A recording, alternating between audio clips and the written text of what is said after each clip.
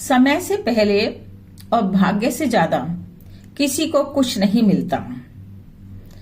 एक सेठ जी थे, उनके पास काफी धन दौलत थी। उनके एक रूपवान, गुणवान, सुंदर बेटी थी।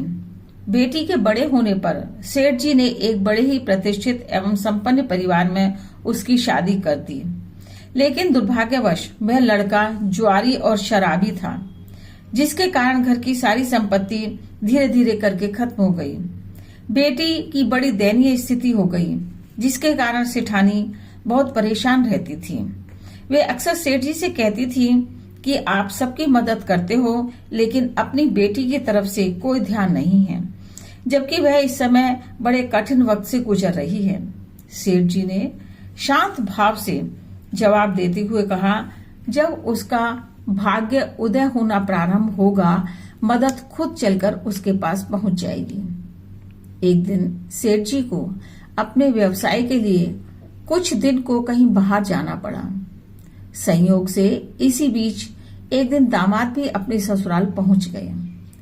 सेठानी जी ने अपने दामाद का खूब आदर सत्कार किया तथा अपनी बेटी और दामाद की आर्थिक सहायता करने की सोचने लगी।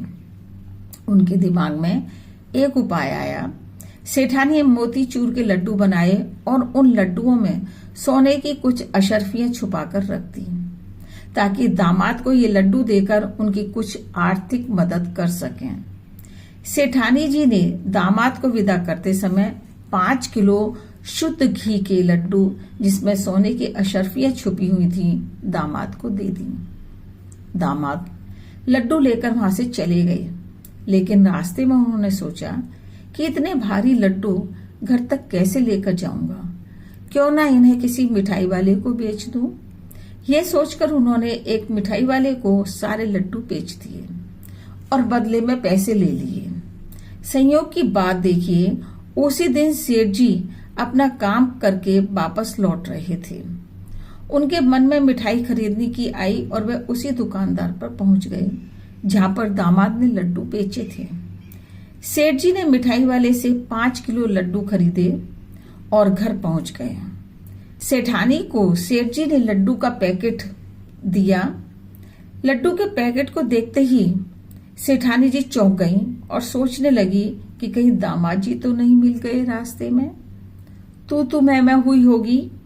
खैर, सेठानी ने एक लड्डू तोड़कर देखा तो उसमें वही सोने की अशर्फी निकली जो उन्होंने दामाद के लिए छिपाकर दी थी।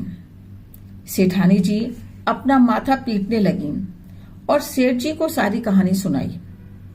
सेठ जी मुस्कुराते हुए बोले, भाग्यवान, मैंने पहले ही कहा था कि उसका भाग्य अभी नहीं जागा है।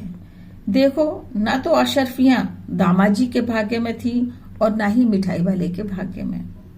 इसलिए ये कहते हैं कि भाग्य से ज्यादा और समय से पहले किसी को कुछ नहीं मिलता। जीवन में सब कुछ समय पर ही मिलता है। हमें धैर्य से काम लेना चाहिए और ईश्वर के विधान पर संतोष करना चाहिए।